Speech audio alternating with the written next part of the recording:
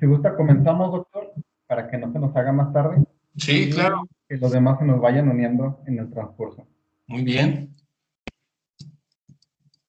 Nada más déjeme. Bueno, Hago la presentación, lo introduzco y luego ya comienza. muy bien. ¿Ya se ve en Facebook?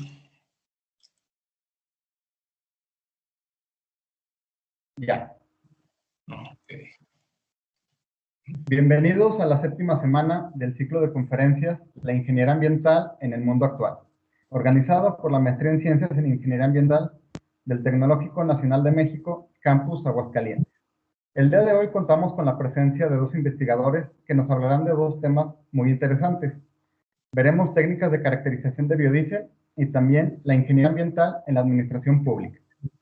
Antes de comenzar con las ponencias, quisiera saludar a todos los que siguen esta transmisión a través de Facebook Live. Les recuerdo que pueden dejar sus preguntas o comentarios en el chat y al final de cada plática se las haremos llegar a nuestros conferencistas. Les recuerdo también que este próximo 2 de julio es el examen de admisión a nuestro posgrado. Si la ingeniería ambiental es de tu interés o deseas especializarte en el desarrollo de materiales o en procesos sustentables, la maestría en ciencias en ingeniería ambiental es para ti.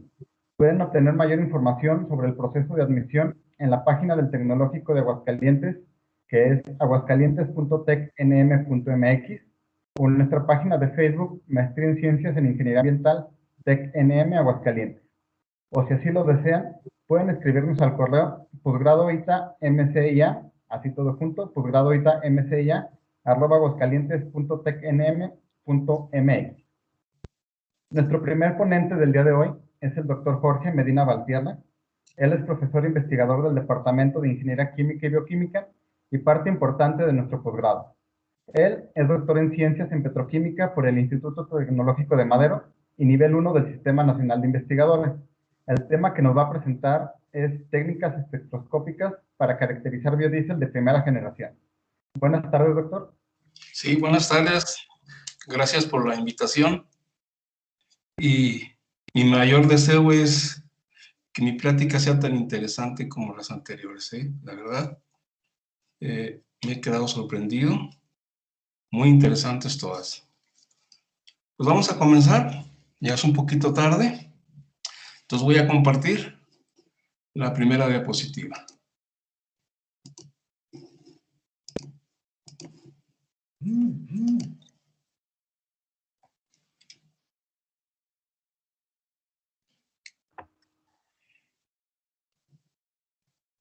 Bien, espero que ya se esté viendo. Sí, doctor, ya se ve, cuando guste. Muy bien.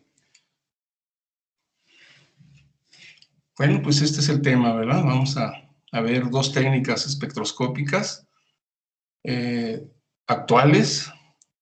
Es para caracterizar el biodiesel de primera generación. También en la parte de introducción, voy a comenzar a ver algunos conceptos, sobre todo qué es el biodiesel de primera generación y qué es el biodiesel de segunda generación. Y por cierto, un poquito más adelante, en un segundo ciclo, me gustaría que me volvieran a invitar y puedo hablar del biodiesel de segunda generación, si fuera posible. Primeramente vamos a ver el concepto de diésel. Vamos a definir lo que es el diésel. El diésel se le llama también se le conoce como gasóleo ligero, y es un hidrocarburo líquido que viene de la destilación del petróleo. Está compuesto principalmente por parafinas entre 12 y 26 carbonos. Por encima en una torre de destilación, o sea, un compuesto más ligero o un bloque más ligero serían las gasolinas, y un bloque más pesado que el diésel sería el gasóleo pesado, y un poquito más abajo el combustóleo, para darnos una idea de cómo es la destilación del petróleo.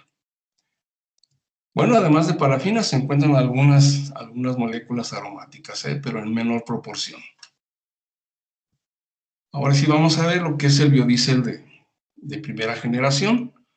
Es una mezcla de hidrocarburos oxigenados, son metilésteres o etilésteres, también puede ser, producidos de la biomasa por transesterificación de ácidos triglicéridos principalmente, aunque también hay una esterificación de ácidos grasos libres. Y el biodiesel de segunda generación es una mezcla de hidrocarburos no oxigenados, principalmente, y también producidos de la biomasa por un proceso un poquito más sofisticado, que es la hidrodesoxigenación de ácidos triglicéridos y también de ácidos grasos libres. Es un proceso un poquito diferente. En ambos casos se obtiene el biocombustible con un peso molecular promedio muy similar al diésel de petróleo, y por eso de ahí viene su nombre de biodiesel, ¿verdad? Porque es muy similar a la composición del diésel.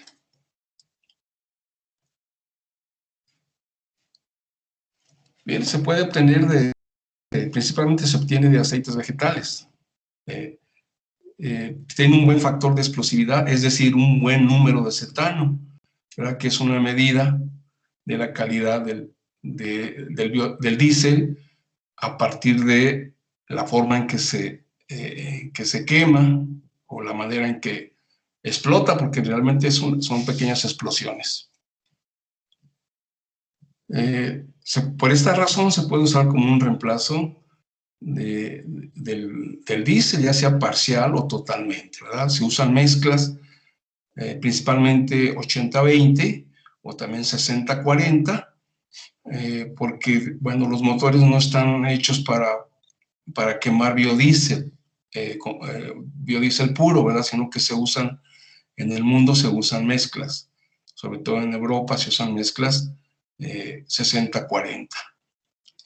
60 de diésel, 40 de biodiesel. Aquí estoy poniendo las principales fuentes de aceite que se usa para producir biodiesel. Tenemos el girasol, aceite de girasol, aceite de soya, que son aceites comestibles. Hay aceites que no son comestibles porque son más ácidos, como el aceite de palma o el aceite de jatropha. Afortunadamente, del aceite de palma y del aceite de jatropha se obtiene un mejor rendimiento de biodiesel. Y digo que afortunadamente porque se pueden usar para no estar usando aceites comestibles que no tendría sentido. Realmente no tiene sentido utilizar aceites comestibles porque pues, son más valiosos, tienen un mayor valor. Tiene grandes ventajas el utilizar biodiesel. Una de ellas es que se dice que hay una reducción en la producción de dióxido de carbono hasta un 90% de las emisiones con diésel, ¿verdad? Y sobre todo se elimina la formación, más bien la emisión de azufre, ¿verdad? Utilizando biodiesel. Entonces aquí es un ciclo, todo un ciclo, ¿verdad? Se produce el aceite vegetal, se transforma, o sea, se produce a través de plantas, de diferentes tipos de plantas, se transforma, se produce biodiesel, se quema, y la combustión se produce algo de CO2, mucho CO2 más bien, y este CO2 lo vuelven a tomar las plantas por fotosíntesis, ¿verdad? Para seguir produciendo la semilla que va a ser usada para producir el aceite.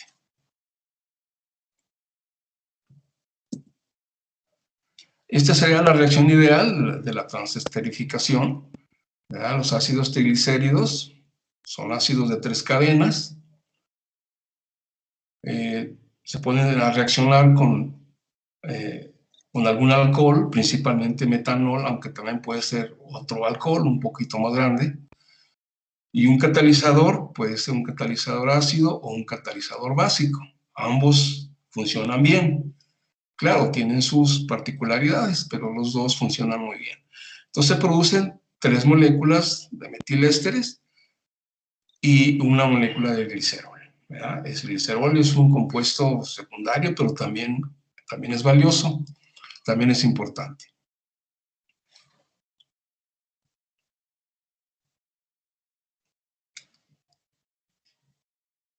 Bien, se puede usar aceite nuevo, aceite fresco para producir biodiesel o bien aceite de desecho. Hay una cierta diferencia. Vamos a ver, en el aceite nuevo está presente una baja concentración de ácidos grasos libres. Y en el aceite de desecho, aceite usado, hay una concentración más alta de estos ácidos grasos libres. En el aceite, usando aceite nuevo, únicamente se produce, ya sea utilizando catalizador ácido o catalizador básico, solamente se produce biodiesel y glicerol. Pero en un aceite usado o de desecho, dependiendo pues de las concentraciones de ácidos grasos libres, se pueden producir 3 fases, que sería el glicerol, el biodiesel y jabón. El jabón se produce de la saponificación de ácidos grasos libres, pero solamente cuando se utiliza un catalizador básico, principalmente, que no puede ser hidróxido de sodio o hidróxido de potasio, que son los que más se usan.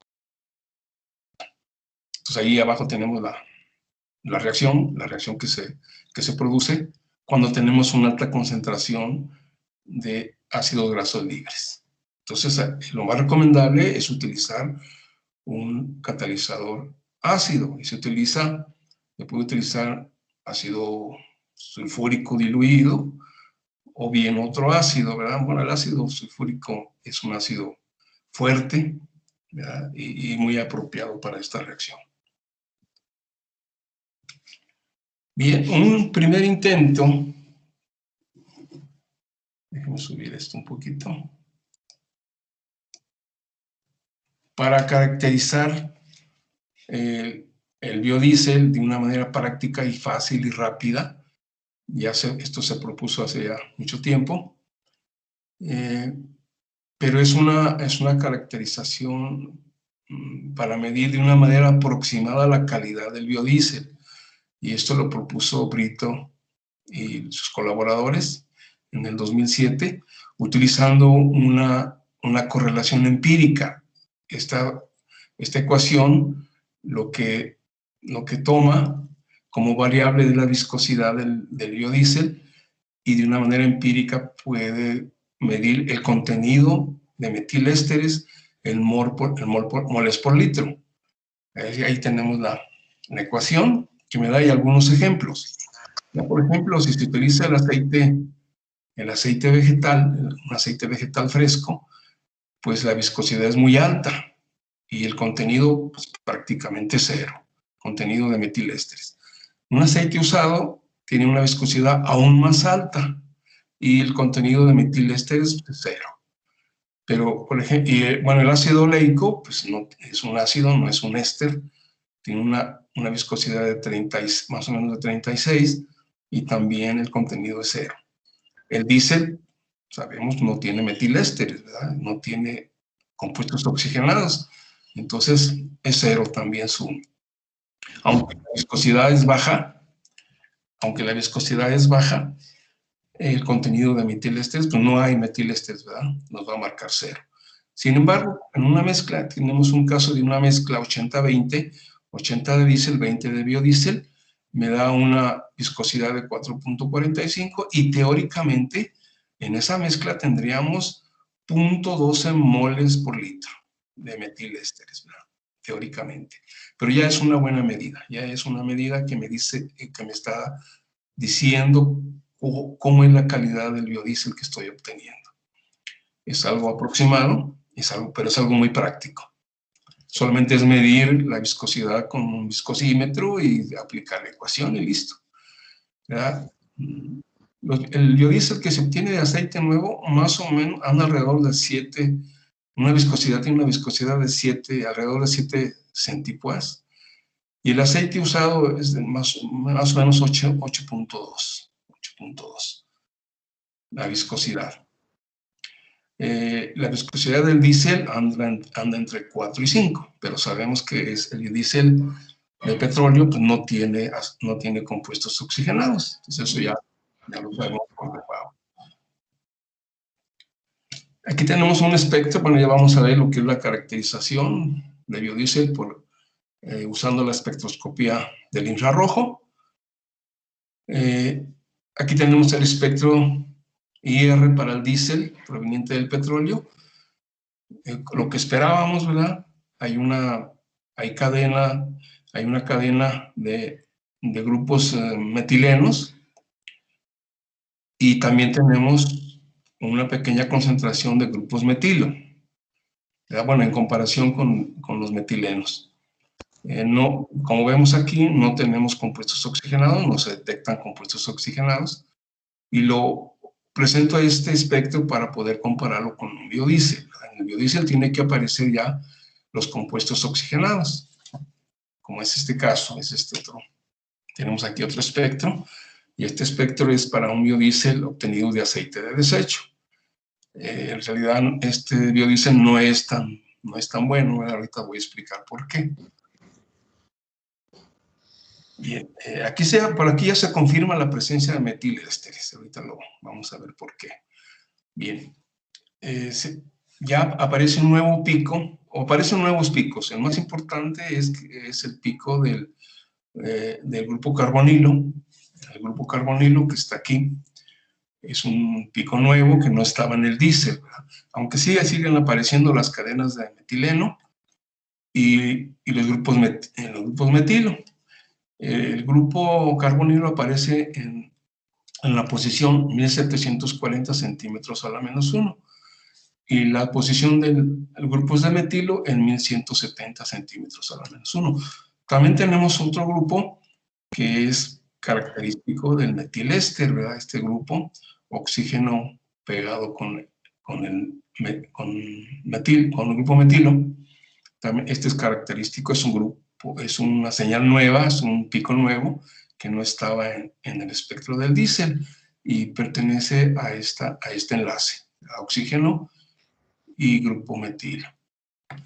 Es muy importante que se fijen, por favor, en la diferencia que hay en el grupo carbonilo, y en el grupo metileno. En el grupo metilo, perdón. Hay una gran diferencia, ¿verdad? La señal es más intensa para los grupos carbonilo, porque tenemos muchos grupos carbonilo, y el grupo metilo es un poquito más abajo. Esta diferencia es muy importante porque me va a servir para poder caracterizar un biodiesel de buena calidad, ¿verdad? Esta diferencia entre estos dos picos. Aquí en este grupo, en este espectro, tenemos una mayor intensidad para el grupo carbonilo. Entonces nos va a servir de base. Vamos a ver por qué razón. Lo que yo espero en un buen biodiesel es de que esas dos señales que les puse en el espectro anterior, yo espero para un buen biodiesel que se vayan igualando de alguna manera la señal o la intensidad. ¿Por qué razón? Vamos a ver por qué. En un triglicérido tenemos tres cadenas hidrocarbúricas. Cada cadena tiene un grupo carbonilo y también tiene un grupo metilo. Nada más, en cada cadena. Pero estas cadenas se van a romper, se van a separar en la transesterificación y se van a producir tres metilésteres, uno por cada cadena. Entonces, en el metiléster va a aumentar el número de metilos. Ahora ya tenemos un metilo en cada extremo del metiléster, ¿verdad? Aunque se conserva el grupo carbonilo. Bien, vamos a ver. Eso también sucede lo mismo en los ácidos grasos libres. Aquí tenemos la estructura del ácido linolénico. Tiene 18 carbonos. Y tenemos en el ácido tenemos el grupo carbonilo, aunque también tenemos el grupo carboxilo, ¿verdad? Aquí está señalado el grupo carboxilo, pero ahorita me interesa más señalar el grupo carbonilo, que es este. Y en el otro extremo de la molécula tenemos un grupo metilo. Sin embargo, cuando este ácido graso se transforma en su éster, ¿verdad? Que será el que está acá abajo, el que está abajo. Pues estamos viendo que se adicionó un grupo metilo. Se adicionó un grupo metilo después del grupo carboxilo. Se adiciona un grupo metilo. Esto es debido a la esterificación con el alcohol, ¿verdad? Con el alcohol.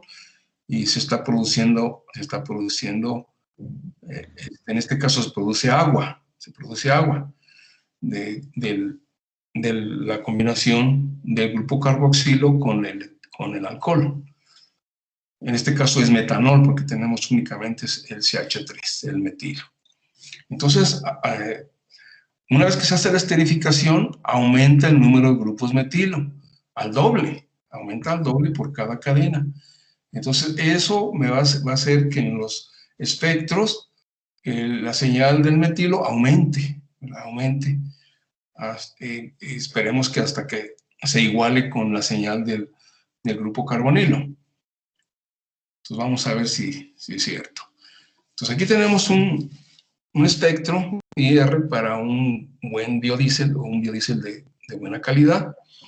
Esto está reportado por unos, no sé si son brasileños o si son portugueses, ¿verdad? Lo reportaron en el 2011, y de ahí lo tomé. Y si se fijan, ahora la señal del grupo metilo inclusive es un poquito más alta que la señal del carbonilo. Es un poquito más alta.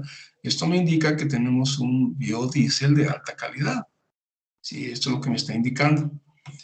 Bien, entonces, una vez que cuando obtengamos biodiesel, pues hay que tener cuidado o hay que fijarnos pues en estas dos señales, ¿verdad? Ya sabemos que una señal muy grande del grupo carbonilo me está diciendo que no es un biodiesel tan bueno, ¿verdad? Pero una señal casi igual entre el carbonilo y el grupo metilo me dice que es un biodiesel de alta calidad, como es este caso, ¿verdad? Es este caso. Bien, entonces aquí se propone, en este artículo que publicamos en el 2011, propusimos una ecuación que me da un factor X, y este factor X me dice de una manera numérica, me da un valor que me dice qué tan bueno es el biodiesel, ¿verdad? Aquí tenemos las señales para el carbonilo y para el metilo. Bien, esta ecuación está relacionando la diferencia entre las señales para el carbonilo y para el metilo, para el aceite y para el biodiesel. Es una relación entre estas diferencias. Entonces, cuando la señal en el biodiesel sea casi cero o casi cero, la diferencia, entonces vamos a tener un valor muy, muy grande. Vamos a hacer un logaritmo, entonces vamos a obtener, entre más grande sea el valor de la relación, más pequeño va a ser el factor X. De tal manera que el factor tiene, cuando no hay transesterificación, es decir, que el espectro del aceite, origen, y del biodiesel que obtenemos o que supuestamente obtenemos, cuando son iguales, pues simplemente este factor X es igual a 0. ¿Verdad? Quiere decir que no hubo reacción, no hubo esterificación. Sí, y este valor, conforme obtengamos un buen biodiesel, va a ir aumentando este factor X por el logaritmo que tenemos en la ecuación, de tal manera que va de 0 a 10. Inclusive cuando la señal de infrarrojo para el metilo es un poquito mayor que la señal para el carbonilo, aún así lo podemos considerar como un valor de 10 para el factor X. Entonces va a ir de 0 a 10. Esta ecuación me va a decir qué tan bueno, qué tan cerca estoy de tener un 10, ¿verdad? Un valor de 10 para el factor X. Bien, entonces ahí está. Con respecto al uso de espectros IR para medir la calidad del biodiesel. Ahora vamos bueno, aquí tenemos unos espectros para diferentes biodíeseles. Estos biodíeseles se obtuvieron mediante la aplicación de un diseño de experimentos, y las claves que tenemos aquí pues les corresponden a cada una de las corridas. Entonces vemos que nos acomoda de esta manera los espectros para ver que hacia abajo va aumentando la calidad del biodiesel, ¿verdad? Porque la diferencia entre la señal del carbonilo y la señal del metilo va siendo menor. Entonces va aumentando la calidad. Esto sería para un aceite nuevo, un aceite fresco. Para un aceite usado, obtenemos espectros muy parecidos, ¿verdad? También están acomodados de tal manera que hacia abajo va aumentando la calidad del biodiesel. Sin embargo, los espectros son muy parecidos. Estos espectros con aceite usado, espectros para el biodiesel con aceite usado o provenientes de aceite usado, y los que presenté anteriormente para aceite fresco, pues son muy semejantes. Entonces, parece que la calidad del aceite, del biodiesel con aceite usado y del biodiesel proveniente del aceite nuevo, pues la calidad es muy parecida, y en realidad así es. En realidad así es. La gran diferencia es en el rendimiento, ¿verdad? Tenemos un mayor rendimiento de biodiesel cuando usamos aceite fresco que cuando usamos aceite usado. Eso es algo lógico. Entonces, también hay manera de medir el rendimiento del biodiesel. Y esto ya fue señalado por unos autores en el 2011.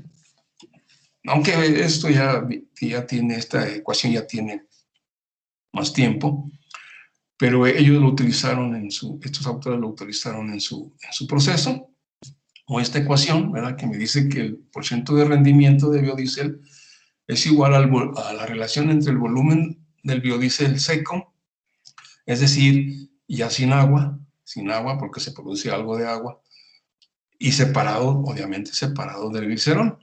Entonces, el volumen de biodiesel seco con respecto a la suma del volumen de aceite usado más el volumen del alcohol reaccionado, únicamente del alcohol reaccionado, y esto se multiplica por 100.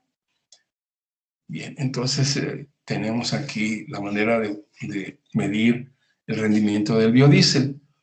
En esta gráfica es una gráfica muy interesante porque me está marcando el tiempo en el cual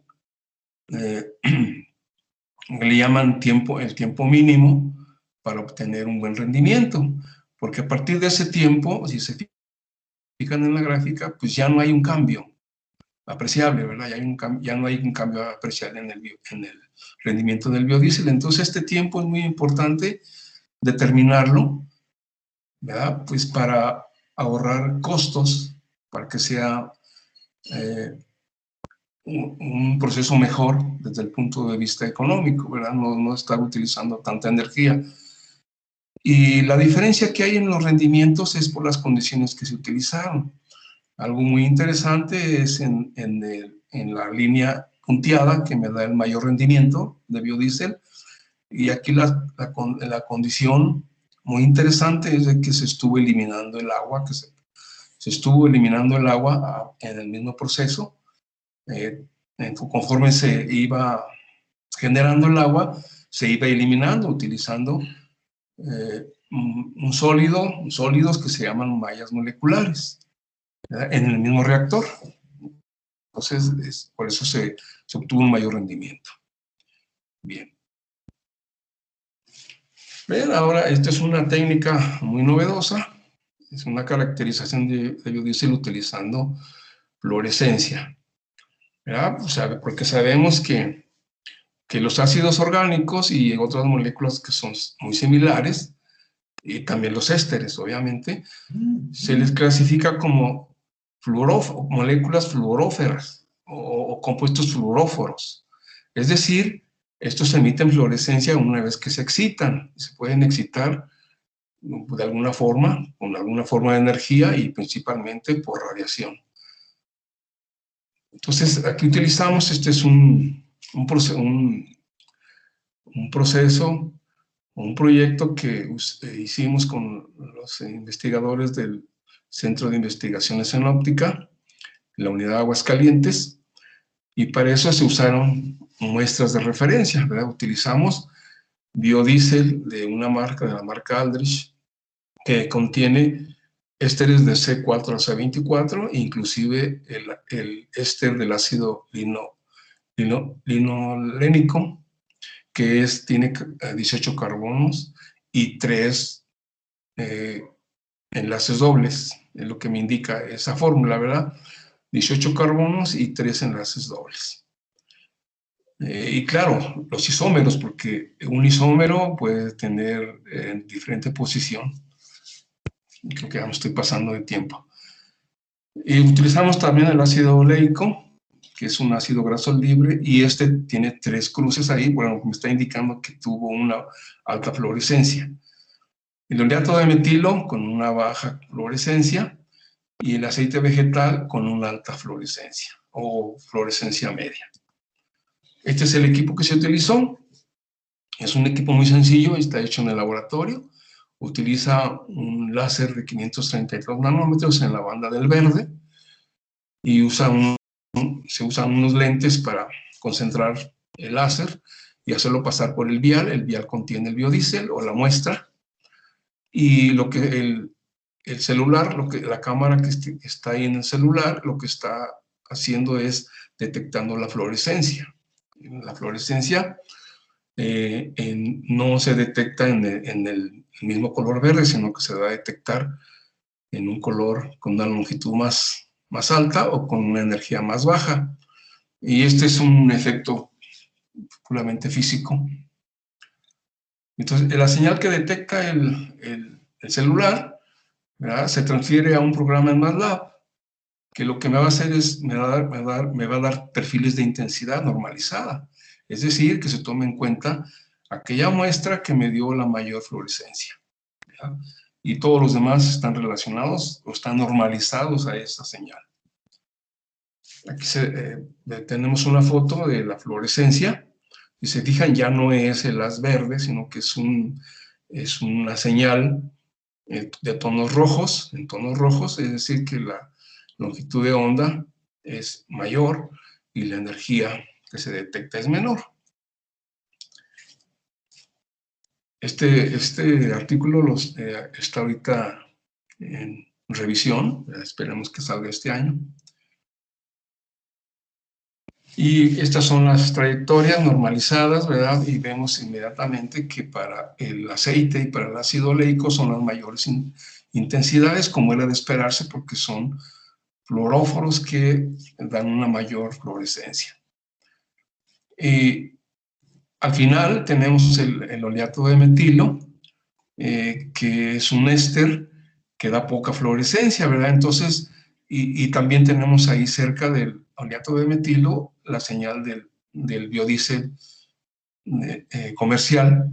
Entonces, entre el biodiesel comercial, o también puede ser entre el oleato de metilo y el aceite usado, o el ácido oleico, tenemos las señales de los diferentes biodieseles, ¿verdad?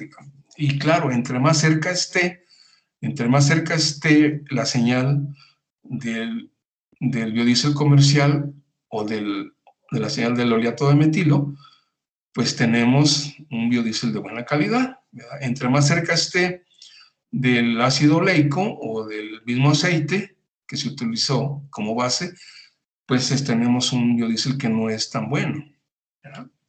Esta es una caracterización visual, primeramente visual. Aquí estamos viendo cómo son las trayectorias, pero también se puede utilizar una ecuación muy similar a la que presenté, ¿verdad? Porque el logaritmo de 1, si se fijan aquí la señal es casi de 1, el logaritmo de 1 es 0, ¿verdad? Y el logaritmo de 0.3 o de 0.4 o de 0.6, lo que sea, pues me va a dar valores cercanos a 10, ¿verdad? O bueno, entre 5 y 6, ¿verdad? Entre 5 y 6. Yo digo que un buen biodiesel ya me va a dar un factor X de 6 ya, o de 7, está muy bien, de buena calidad. Esa es mi opinión, ¿verdad? Bien, entonces aquí ya tengo las conclusiones. Con respecto a la calidad del biodiesel, pues Ya un buen biocombustible, ¿verdad? Es aquel que presenta una mezcla mayormente dada con metilésteres, una mezcla de metilésteres. Desde el punto de vista económico, ¿verdad? Conviene utilizar aquellos aceites vegetales frescos que son muy ácidos y que por lo tanto no son comestibles. Como les decía, no tiene mucho sentido utilizar un aceite comestible, ¿verdad? Porque pues, pierde su valor. Desde el punto de vista ecológico, se recomienda usar aceites vegetales de desecho o bien aquellas mezclas que pueden ser aceite usado y grasa animal de desecho. Pues esto es lo que yo traía en esta plática. Muchas gracias por su atención. Gracias a usted por su presentación, doctor. Pasamos a la sesión de preguntas. Si alguien de los que nos acompaña por aquí por Teams desea hacerle una pregunta o tiene algún comentario para el doctor, adelante, por favor.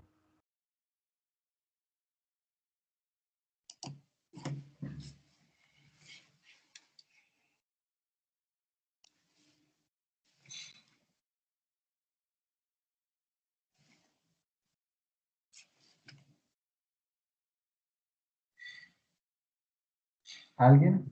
Parece que no. Bueno, doctor, yo tengo una. Sí. Esto último que mostró, de su artículo más reciente, ¿se pudiera utilizar para analizar biodíeseles comerciales y determinar su calidad? O sea, no necesariamente que sean biodíeseles de primera o segunda generación, sino un biodiesel comercial o un diésel común. Sí, sí, se puede utilizar por espectroscopía IR, por fluorescencia, se puede utilizar. Pues si se fijaron ahí en las trayectorias de fluorescencia, teníamos un biodiesel de marca, un biodiesel de la marca Aldrich, que es un biodiesel comercial. O no es comercial, más bien es un biodiesel de laboratorio, ¿verdad? Que se utiliza como referencia. Pero sí, cualquier otro biodiesel se puede caracterizar de esa manera. Con respecto a los biodiesel de segunda generación, estos biodieseles dan una fluorescencia muy baja, ¿sí? Todavía no, de hecho tenemos la intención de hacer un nuevo proyecto con biodiesel de segunda generación, pero ahí tendríamos que comprarlos, tendríamos que comprar los biodieseles de segunda generación, que sí existen, y ver si no se puede con fluorescencia, pues utilizar otra técnica, ¿verdad? Algo parecido. Ok, aquí tenemos una pregunta, doctor. Sí. Nos dicen que si la ecuación que presenta para determinar la calidad de los biodiesel presenta diferencias en el rendimiento cuando se utilizan diferentes técnicas de caracterización.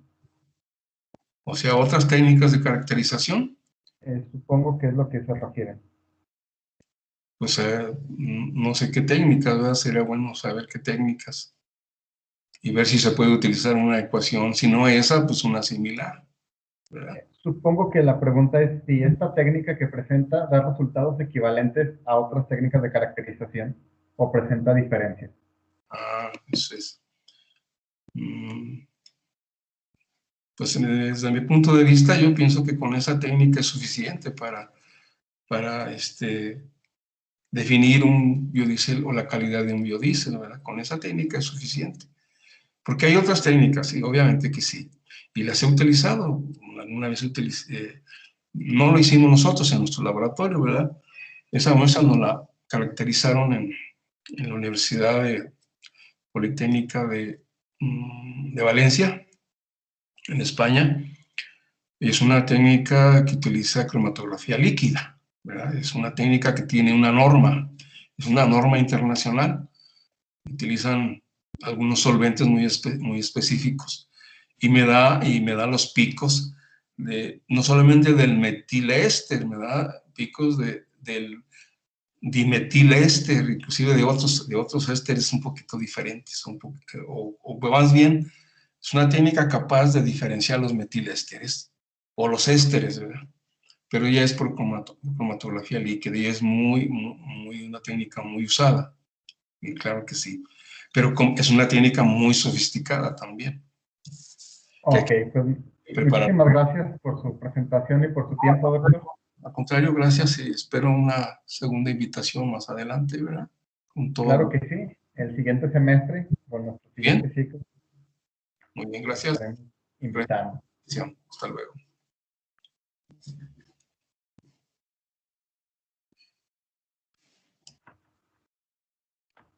Muy bien, pues agradecemos de nueva cuenta al doctor Jorge Medina Valtierra por su presentación y pasamos a nuestro segundo ponente del día de hoy, que es el doctor Carlos Rodrigo Martín Clemente.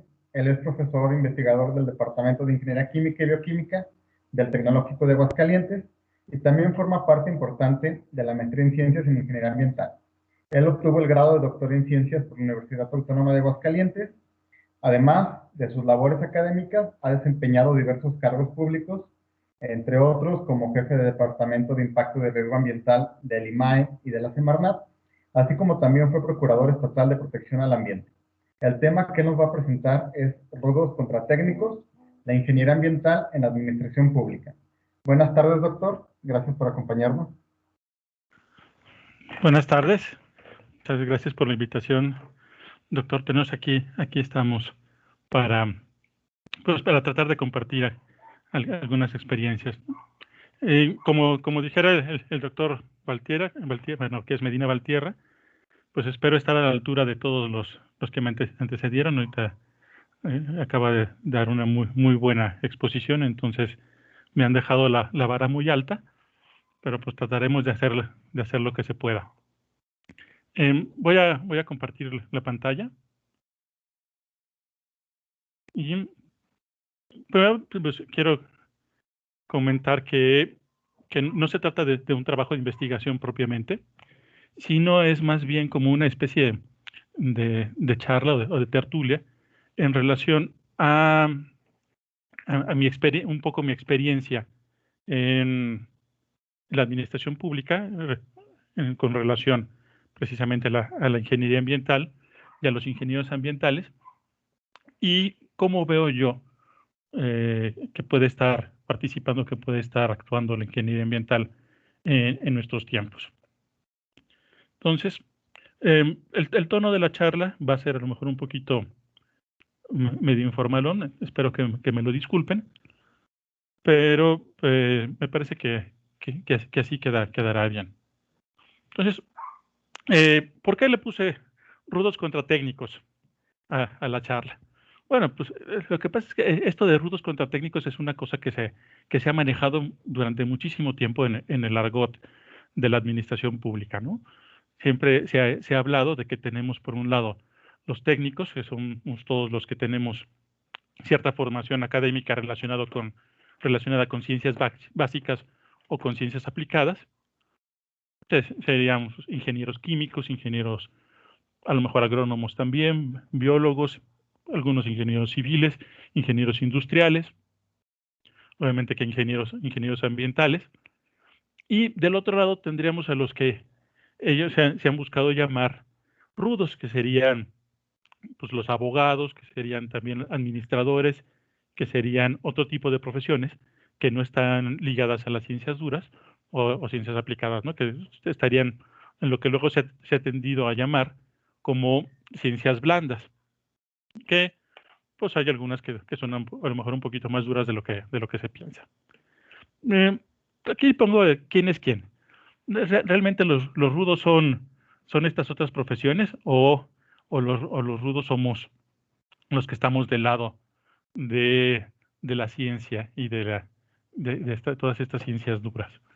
Pues yo creo que más bien los rudos somos los de las ciencias duras, ¿sí? Y los de las ciencias aplicadas. ¿Por qué? Pues porque somos bastante entrones y, a mi juicio, somos los que terminamos resolviendo muchos de los problemas, ¿no? Una de las cuestiones básicas de un ingeniero, hasta el mismo término de ingeniero nos lo dice, es de que se las ingenia, ¿no? O que tiene el ingenio o la capacidad de estar creando, de estar desarrollando, de estar pensándole y de estar proponiendo nuevas cosas, nuevas soluciones en función de los diferentes problemas que se le van presentando. Y sin menosprecio de las otras carreras o de las otras profesiones que luego están inmiscuidas en la administración pública, me parece que ellos serían más técnicos porque se limitan en la mayoría de los casos a simple y sencillamente aplicar las cosas, tal cual, ¿no? Y utilizan muchos tecnicismos. Que aquí dice tal cosa y entonces lo tengo que poner tal como dice en este lugar, ¿sí? Por eso quise poner este jueguito de lo de rudos y contra técnicos, y sobre todo dar la vuelta a lo que tradicionalmente se estaba planteando, que los técnicos eran éramos nosotros, y que los rudos eran los otros o los de enfrente. Yo digo que nosotros somos los rudos, que somos centrones, y no, ¿cómo se llama? El mar se nos hace chiquitos para echarnos un puche, ¿no? Como coloquialmente se dice. Ok. Para avanzar, les quiero platicar más o menos cómo está la cuestión de la administración pública en nuestro país para tratarnos de situar. No me voy a meter demasiado a detalle y para no aburrirlos, ¿no? Entonces, que lo que quiero comentar es que, bueno, nuestro país está dividido en tres poderes, todo el mundo lo sabe, que es ejecutivo, judicial y legislativo. Algunos lo tienen más presente, otros no lo tienen tan presente y creen que todos son el mismo. Y el poder ejecutivo se hace valer de diferentes secretarías a fin de poder realizar todas sus funciones. Que una de las funciones que tiene es precisamente la de administrar todos los bienes públicos, administrar todo el desarrollo de nuestro país, ¿no? Por eso es que se le nombra administración pública. Dentro de estas secretarías de Estado tenemos algunas que están relacionadas con cuestiones ambientales, que ahorita son las que más nos interesarían, ya que estamos hablando de la ingeniería ambiental, ¿no? Y de esta Secretaría de Estado es la Semarnat, y esta Secretaría de Estado tiene diferentes brazos que le echan la mano para realizar sus funciones, que son, algunos son organismos públicos descentralizados, otros son organismos públicos desconcentrados, que todos están ligados a esta Secretaría, ¿no? Unos de los más representativos para la ingeniería ambiental, a mi juicio, debo aclarar, es la Profepa y es la ASEA, que es la Agencia de Seguridad Energética e Industrial, ¿no? De reciente creación. Está todavía muy en pañales, pero ya está, al parecer ya está aprendiendo a caminar y ya más o menos van funcionando las cosas. Aparte de las secretarías de Estado, nosotros tenemos algunos equivalentes dentro de cada uno de los estados, valga la cacofonía, que serían las diferentes secretarías de las cuales se apoya a los gobiernos estatales para realizar sus funciones. En el caso de aquí de Aguascalientes, pues tenemos la Secretaría de Sustentabilidad, Medio Ambiente y Agua, y también tenemos la Procuraduría Estatal de Protección al Ambiente. La Secretaría de Medio Ambiente tiene funciones de regulación, a lo mejor establecimiento de normas, establecimiento de políticas, y la parte de la supervisión y la sanción, pues la asume la PROESPA, que es la Procuraduría. Ok.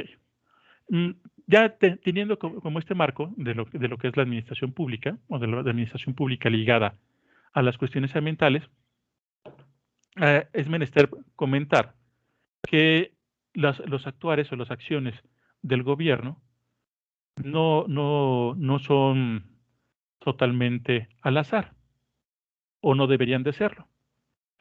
Y para evitar esto y para más o menos tener una dirección o una línea de acción o un rumbo que esté bien trazado, el cual podamos ir siguiendo, pues existen ciertas figuras, que es lo que se conoce como planes nacionales de desarrollo o planes estatales de desarrollo, que marcan una línea a seguir, fijan un rumbo de toda la política que se va a estar desarrollando, ya sea a nivel nacional o a nivel estatal.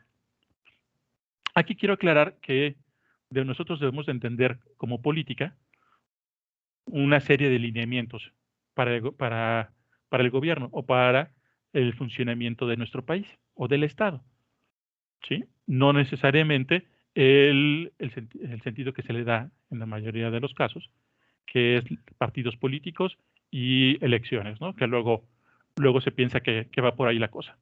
Y no. De hecho, política pues viene de polis, que es ciudad en latín. No, polis no es en griego, perdón. Y entonces política pues son las cosas de la ciudad o la cosa de las ciudades, ¿no? Todo lo que tiene que ver con las relaciones humanas para que funcionen estos entes. Muy bien. Entonces les decía que parece que tenemos este Plan Nacional de Desarrollo. Este Plan Nacional de Desarrollo se apoya de otros instrumentos, unos instrumentos que nosotros los conocemos como programas sectoriales. ¿Qué es esto? Bueno, en el Plan Nacional de Desarrollo nosotros tenemos toda la política de nuestro país, pero hay diferentes temas o diferentes temáticas o diferentes problemáticas que en un momento dado tienen que resolverse y sería muy difícil que nosotros mezcláramos las peras con las manzanas, con los camotes, con los chiles o con los metales, ¿no? Entonces, para evitar esto y para que a cada uno se le dé el tratamiento adecuado que debe tener o que se le ponga las consideraciones adecuadas, se ha optado por establecer programas sectoriales. Estos programas son una serie de lineamientos nuevamente que establecen las políticas para determinado sector, para determinado tema o determinada materia, ¿no? Tenemos diferentes programas sectoriales. El que nos interesa a nosotros pues es el programa sectorial de medio ambiente, recursos naturales. Ok. Dentro de este programa sectorial de medio ambiente y recursos naturales, nosotros tenemos 5 objetivos que se han planteado. ¿Cuáles son estos objetivos? Bueno, un primer objetivo es la conservación, uso sustentable, restauración y ordenamiento territorial. Entonces, todo lo que tenga que ver con conservación, todo lo que tenga con uso sustentable de los recursos y lo que es restauración de ecosistemas y el ordenamiento territorial, lo tenemos dentro de este objetivo. Después tenemos otro, que es uno de los que está muy de moda, que es mitigación y adaptación al cambio climático. Otro, que es agua potable y saneamiento, y eficiencia y protección de cuencas. Entonces tenemos como que dos vertientes, ¿no? Una parte para las aguas, ya sean aguas crudas, agua potable o las aguas residuales y la forma de tratarlas o de ponerlas en nueva condición para su aprovechamiento. Y por otro lado, la protección de todos los sitios donde se está cosechando o donde se está produciendo esta agua, que serían precisamente las cuencas hidrológicas o las cuencas hidrográficas. Depende del acercamiento que nosotros estemos haciendo. Otro de los objetivos es el control y prevención de la contaminación en todas sus fases, ya sea contaminación del suelo, contaminación del agua, contaminación del aire, atmosférica. Y un último objetivo, que es una mejor acción gubernamental, la participación ciudadana y la educación ambiental. Entonces, estos serían los 5 objetivos que están marcados en este programa sectorial de medio ambiente.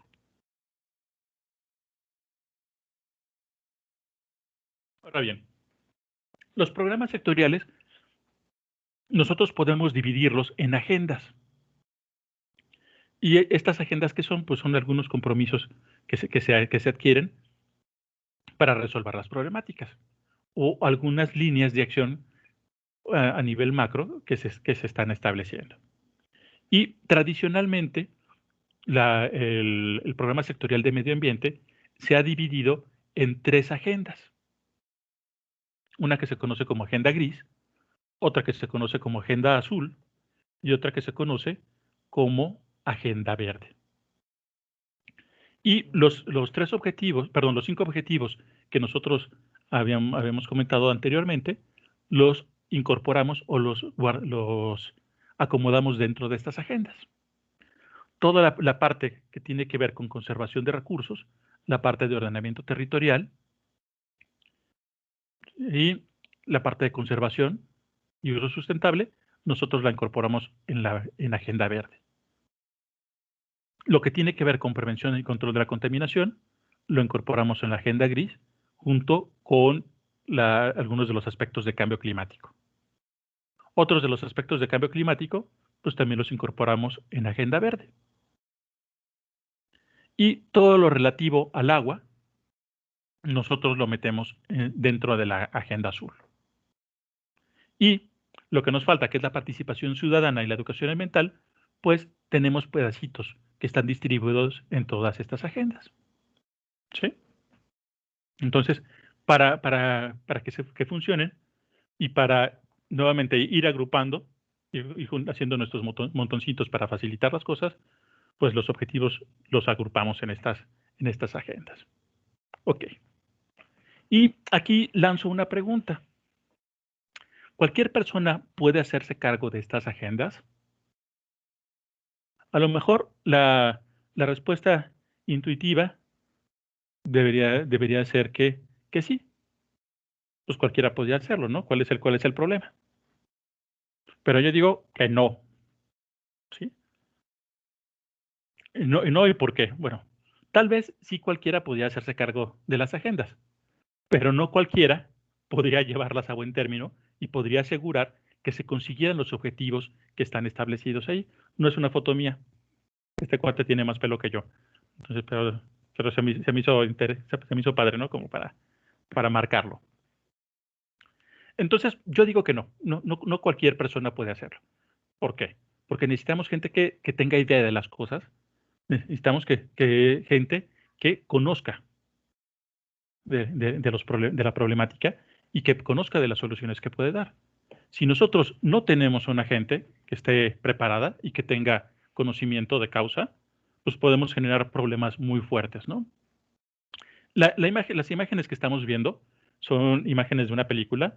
No sé si la recuerden, si no, pues se les voy a decir cuál es. Es de los cazafantasmas. Y el monito este que tenemos aquí es un cuate que representa a la EPA, que es la Agencia de Protección Ambiental de Estados Unidos. Y lo que sucede en estas escenas es que este cuate, nada más por su creencia, ni siquiera teniendo un fundamento científico y sin dar pie a una explicación que pudiera ser en un momento dado satisfactoria, pues se lleva a un cuate para hacer que cierren la unidad de almacenamiento de los fantasmas, ¿no? ¿Y por qué lo dice? Pues porque él quiere, ¿no? Porque se le ocurre y porque tiene el poder para hacerlo. Aquí mismo lo está señalando, ¿no? Que no me interesa, bueno, no estoy interesado en tu opinión, solo apágala. Pese que el técnico trata de decirle qué es lo que tiene que hacer o que no es tan conveniente el apagarlo porque no sabes realmente qué es lo que pueda estar pasando, pues él dice ahora sí que por sus calzones, valga la expresión, que se apague y genera una bronca bien sabrosa, ¿no? La liberación de todos los fantasmas. Obviamente que esto es un caso hipotético, es hasta fantasioso porque estamos hablando de una película de ciencia ficción, ¿no?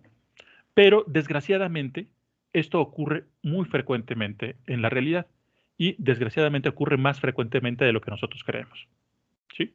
O ocurría, afortunadamente, bueno, ya no sé, como que dejó de ocurrir y ahora como que luego está volviendo a ocurrir, ya no sé qué onda.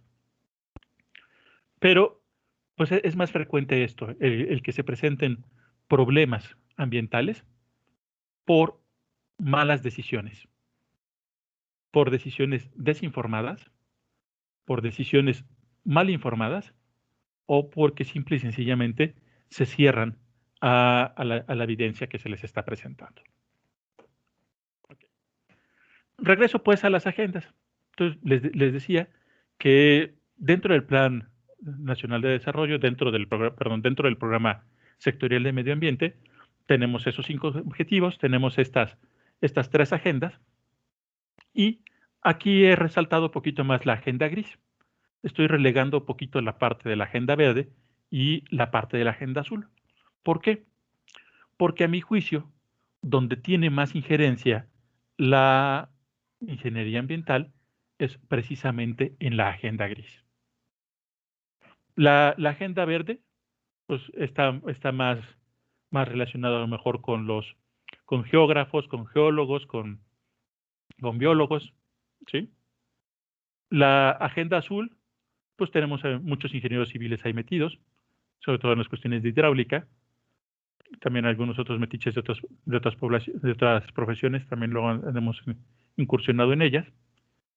Y en la parte de la agenda gris, la mayoría son ingenieros químicos, ingenieros ambientales o diferentes variantes o combinaciones de esto, ¿no? La agenda gris nosotros la podemos dividir en cuatro grandes grupos de elementos, ¿no? O de submaterias o de subagendas. Tenemos una que está relacionada con los residuos sólidos, ya sea residuos sólidos peligrosos, residuos de manejo especial o residuos sólidos urbanos. Otra que tiene que ver con contaminación atmosférica, en todos sentidos, de las diferentes fuentes móviles, fuentes fijas, fuentes de área, fuentes biogénicas,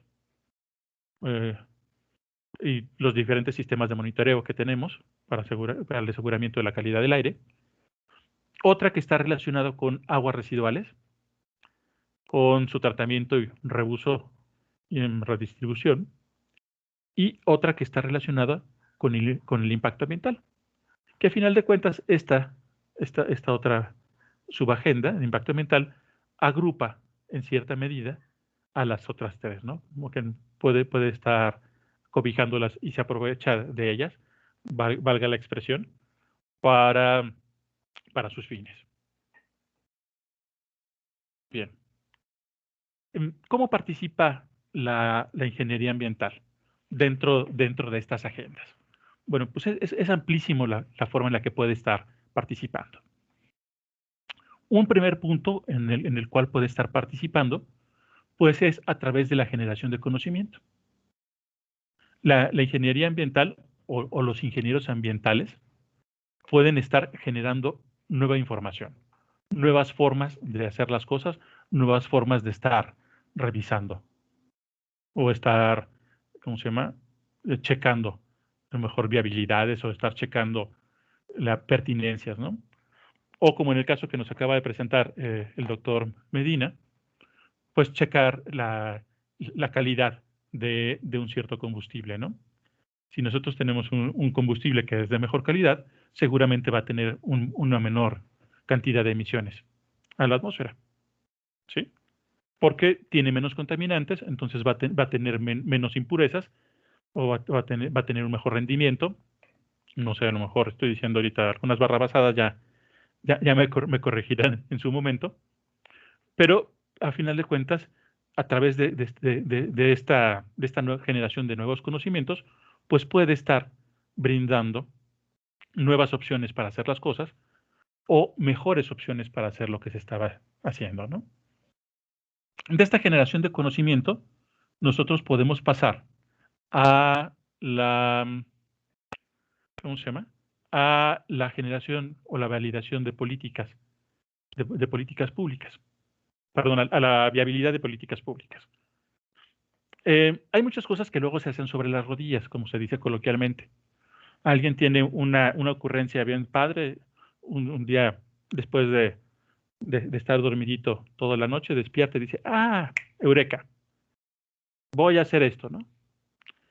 Y pues ya se tratan de lanzarse a hacerlo. Pero, pues resulta que a lo mejor algunas de esas cosas no son tan viables. No son viables técnicamente, no son viables ambientalmente, o no son viables porque no existe a lo mejor los mecanismos o los procedimientos para hacerlo.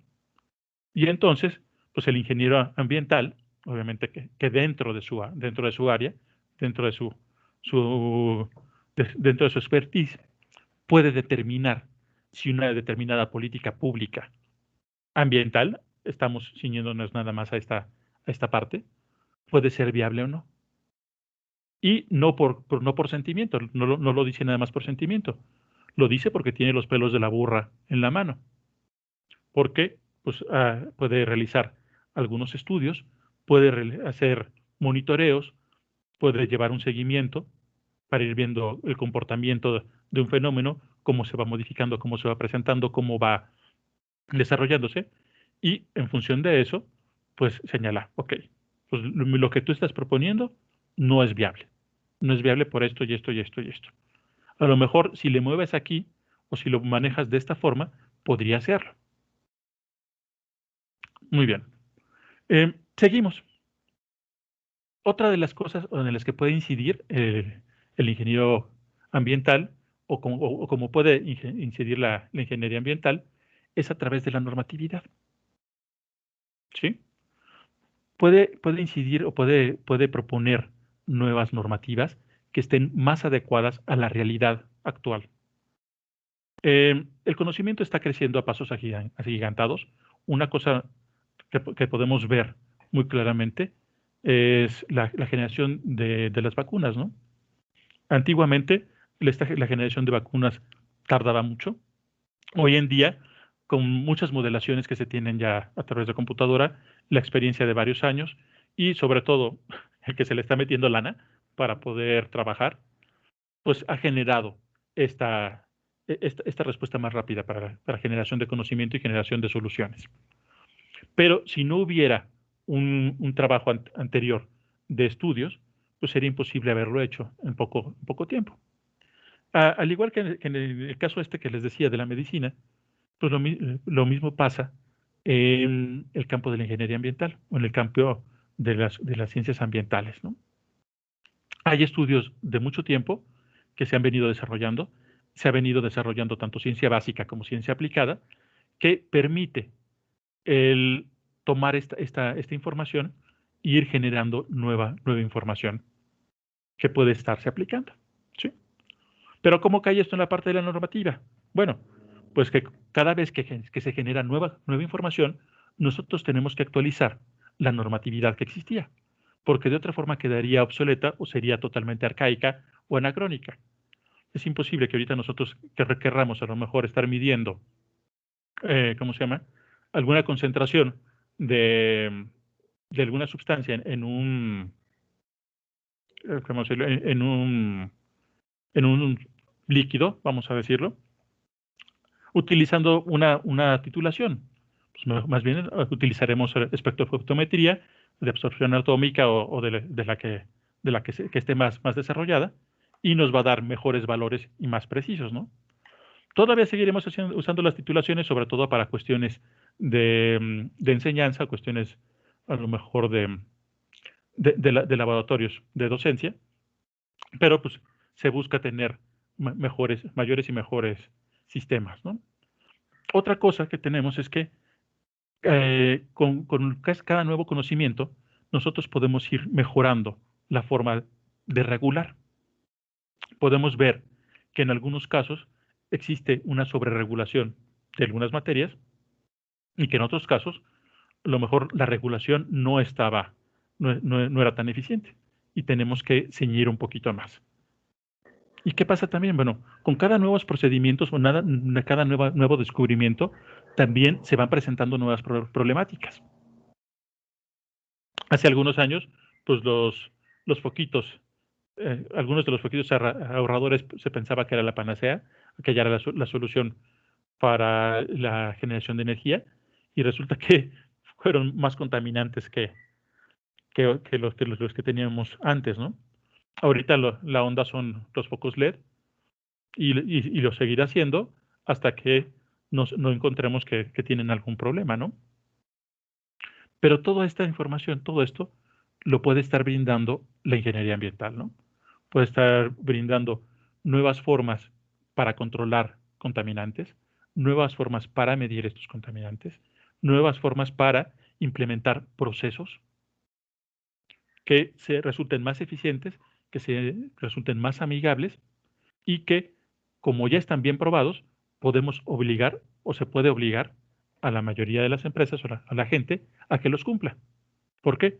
Porque existe un procedimiento bien establecido o existen ciertos, ¿cómo se llama?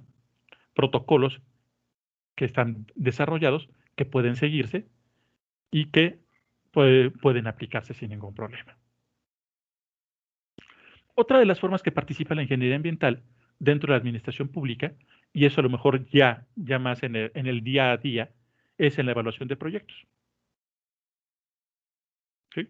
Se presentan los proyectos, se someten proyectos para su evaluación y el ingeniero ambiental pues revisa la información que se está presentando y nuevamente aplica todos los conocimientos, todo el conocimiento que ha generado o que ha adquirido, ya también esta parte de la normativa, y ve si el proyecto puede desarrollarse o no puede desarrollarse. Una vez que ya está en funciones, pues puede hacer la supervisión de estos proyectos también. Puede ir y revisar alguna autorización, se establecieron ciertas condicionantes, entonces va y revisa o checa que realmente se haya cumplido con lo que se estableció en la autorización que se le dio en un momento dado. Y tiene la suficiente capacidad para detectar si le quieren meter un 4 o si están falseando la información, ¿no? Hay ciertas cosas que saltan a la vista del ojo entrenado. Y los ingenieros ambientales pues están entrenados para eso.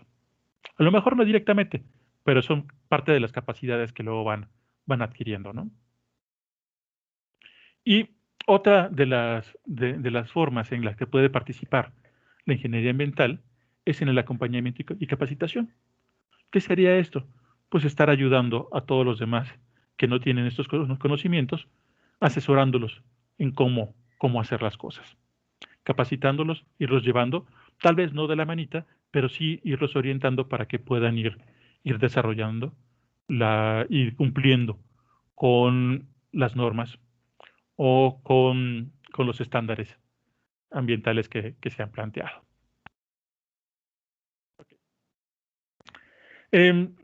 Ahora pongo esta otra imagen. Si se fijan, empezábamos con una imagen en la que se estaban peleando el hijo del santo y Blue Demon Jr. Y aquí estoy poniendo a los papás, que es el santo y Blue Demon. Y lo que digo es que es necesario un trabajo conjunto dentro de la administración pública para que se lleven a buen término las cosas. Es necesario que este trabajo esté totalmente apoyado por las áreas técnicas. Es necesario que pues, los ingenieros ambientales estén participando, estén diciendo o están dando a conocer lo que saben y estén orientando. Y que todas las demás profesiones estemos abiertas a oír lo que nos tienen que decir y a entender lo que nos están planteando. Y en un momento dado, si no nos convence, pues podemos debatir, ¿no?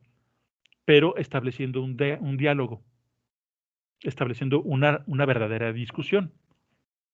Y discusión en el sentido real de la discusión, porque desgraciadamente el discutir ahora se ha utilizado mucho como en el sentido peyorativo, ¿no? Que hablan de la discusión cuando nada más estás parloteando y que están los dos monos ahí echando de gritos y al final de cuentas no llegan a nada. Y eso no es una discusión. Una discusión es precisamente el estar exponiendo cada uno las formas de pensar, los argumentos que te tienen y ir haciendo este peloteo de argumentos hasta llegar a ¿cómo se llama? A una idea o a una sentencia que agrupe lo que estábamos discutiendo, ¿no? de lo que estábamos hablando. Así como llegar a una especie de consenso.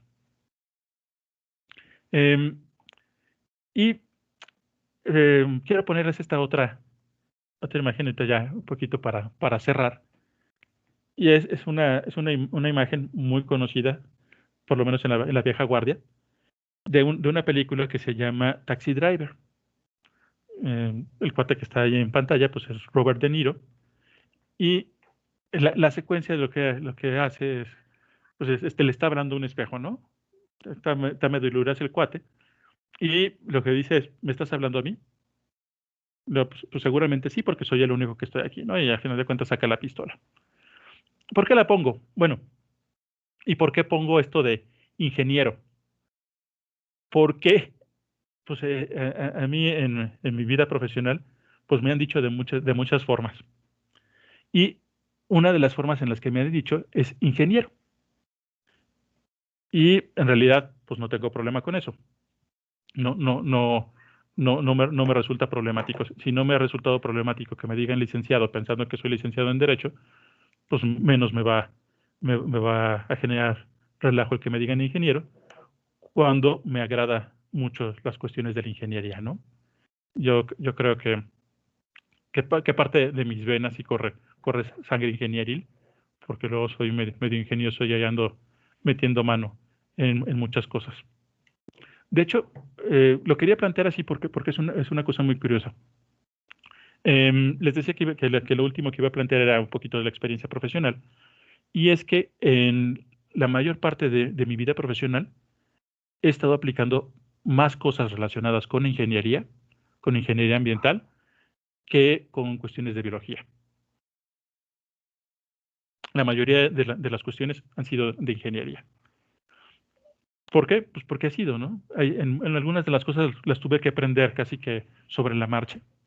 Tuve que ir aprendiendo, porque, como se dice coloquialmente, la carga hace andar al burro, y me estuve enfrentando algunos problemas que tenía que resolver dentro del servicio público.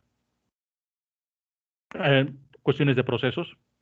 Yo como biólogo pues no tenía idea de procesos, entonces bueno, de procesos desde el punto de vista industriales. Obviamente que procesos sí conozco, pero de otro tipo de procesos, ¿no? Procesos geológicos, procesos ecológicos y de otro lado, ¿no? Y pues tuve que ir aprendiendo. Y tuve que ir entrándole, ¿no? A muchas cuestiones que tenían que ver con ingeniería. Y la realidad es que me ha agradado. Y como les digo, no les aplico eso que dicen de que, ay, no, ¿por qué me dices de esta forma si yo sí estudié? No, yo no tengo ningún problema con que me digan ingeniero. De hecho, hasta les sonrío cuando me dicen así, ¿no? Y a lo que voy, de por qué, de por qué te llaman ingeniero, porque la gente está o tiene muy identificado que los profesionistas o profesionales que están relacionados con todo lo ambiental o con la mayoría de las cuestiones ambientales, sea o no sea de la industria, son ingenieros ambientales, ¿sí? Es una cosa que ha quedado mucho en la mente de la ciudadanía o de la gente, de las personas. Y esto ha sido, pues, precisamente por el lugar que han ocupado, ¿no? Por la forma que se han estado desarrollando y los lugares que han ido conquistando. Por ejemplo, hay una cuestión curiosa, y es una anécdota de una amiga. Es una médico veterinaria, doctora en ciencias también, en otra área, y se le hacía muy curioso que cuando iba a la Sierra Fría o cuando iba a cualquier área natural protegida, se referían a ella como bióloga. Entonces, también como que hay esa concepción, ¿no? O sea, todos los que van al campo, los que están dentro de ¿cómo se llama? De alguna institución relacionada con el campo, con la vida silvestre, pues necesariamente son biólogos. Entonces, pues con esto quiero cerrar.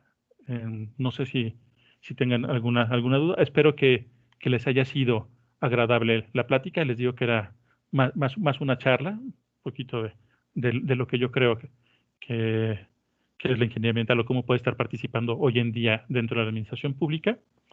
Y pues soy todo oídos o todo ojos para por si tienen alguna pregunta o algún comentario.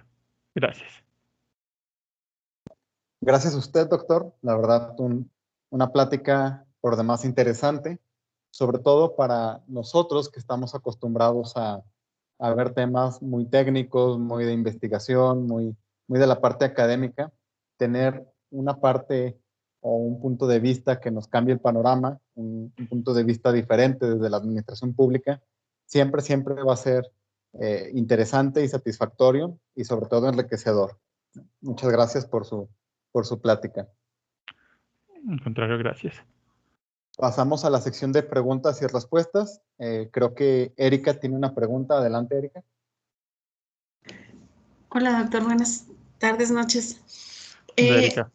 Pues yo nada más aquí comentándole lo que alguna vez platicamos, ¿no? Sobre de su exposición, me quedo con un tema que es, en mi opinión también, como usted lo expresa, creo que uno de los principales problemas son la falta de mecanismos o procedimientos que menciona usted, en mi opinión, porque, por ejemplo, lo que decíamos, se libera la famosa Ley de Infraestructura de la Calidad, pero no hay un reglamento.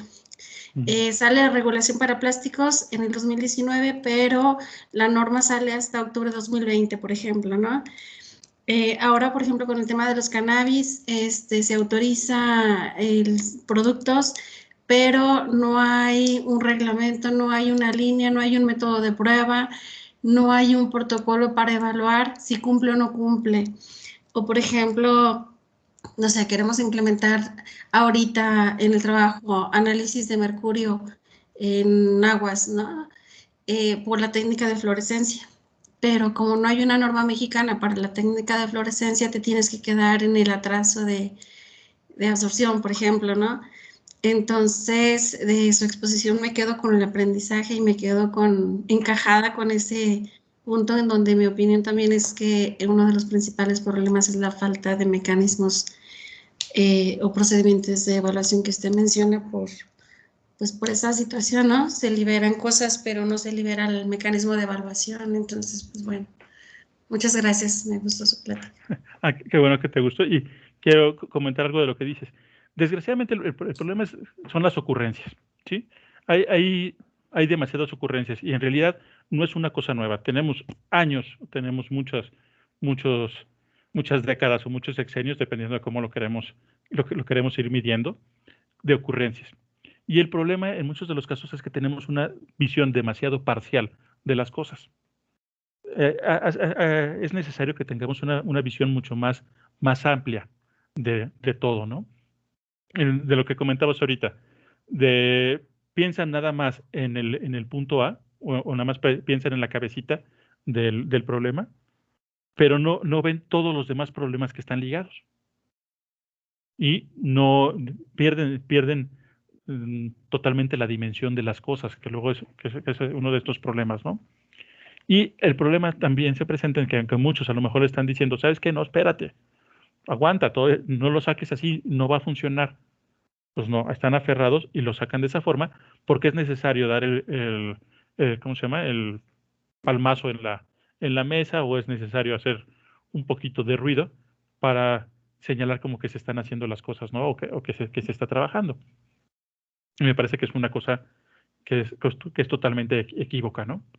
Y otra cosa que a lo mejor esto no tiene que ver tanto con la ingeniería ambiental, pero que ya que lo pusiste sobre la mesa, lo voy a comentar. Desgraciadamente, se hacen consejos consultivos o se hacen algunos comités nada más para validar o darles cierta validez a cosas que ya decidieron, ¿sí? Y que decidieron nuevamente sin tomar en cuenta todos los aspectos técnicos que deberían haberse tomado.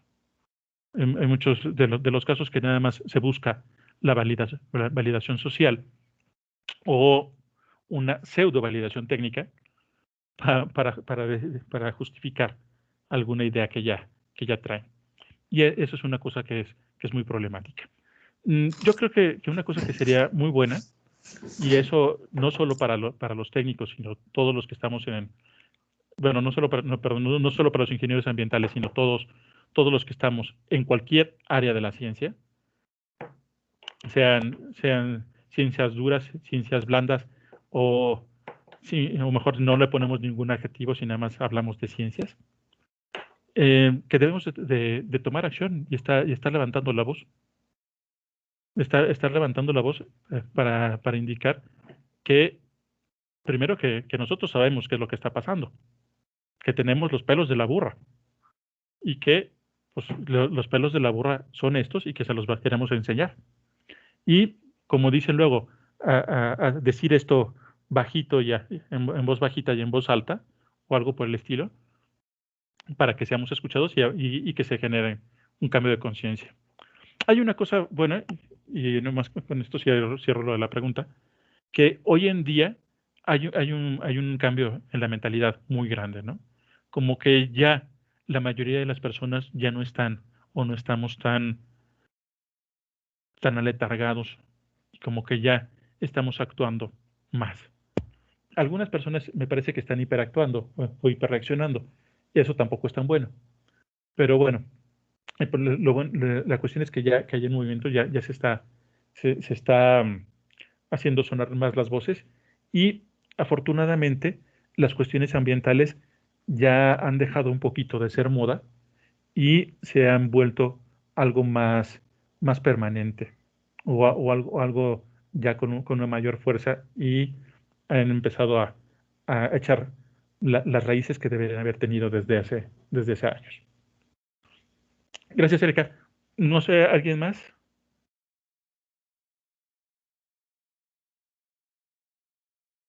¿No? ¿Alguien más que desee participar? Si no, pues bueno, para finalizar, doctor, le comento que le mandan bastantes saludos y felicitaciones por su presentación a través de Facebook. Gracias. Después se las hago llegar para que vea quién lo anda saludando. Y de nueva cuenta, muchísimas gracias por su participación. Muy bien, muchas gracias. Y como dijo el doctor Medina, pues también si me convidan, ahora sí, luego sí les platico de otras cosas diferentes y ya en otro tono. Muchas gracias. Claro que sí.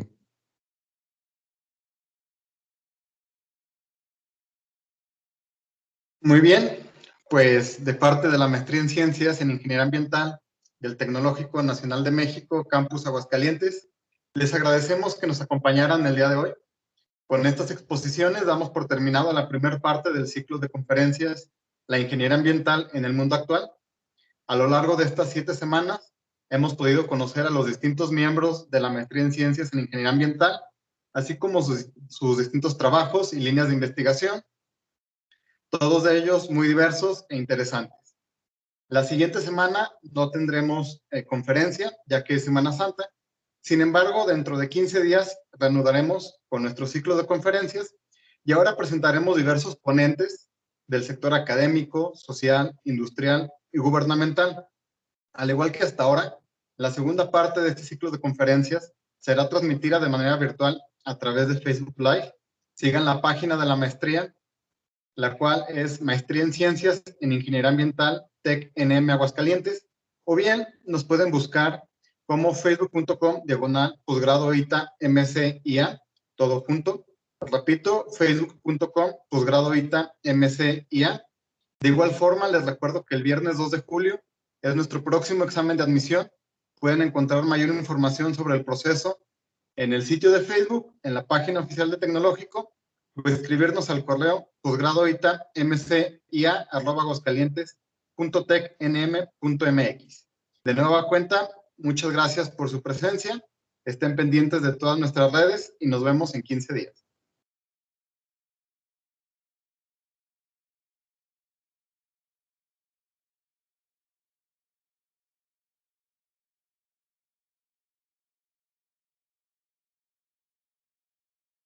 Gracias, hasta luego, buenas noches. Gracias. Gracias. Muy bien. Hasta luego. Gracias, de noche. Hasta luego. Hasta luego, cuídense.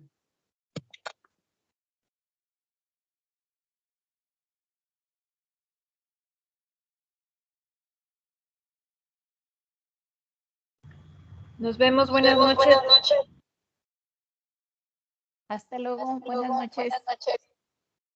Buenas noches. Adiós. Buenas noches. Buenas noches a todos. Gracias por acompañarnos. Buenas noches, nos vemos.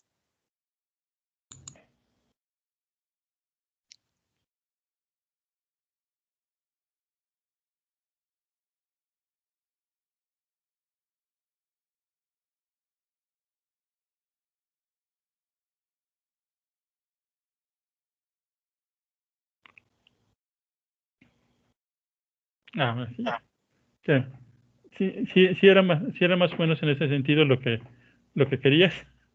Sí, no, muy bien, ¿eh? La verdad sí era, digo, ya habíamos tenido mucho de investigación, entonces sí quería algo más de diferente, algo, otro punto de vista, porque luego nos casamos nada más con que la investigación y nos encerramos en nuestra burbujita y pues es necesario ver más allá.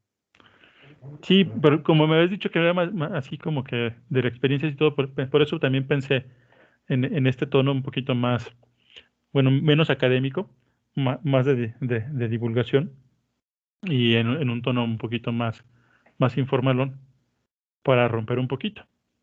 Sí, la verdad, a mí me gustó mucho ese tono más relajado, que un tono luego muy formal que se puede manejar.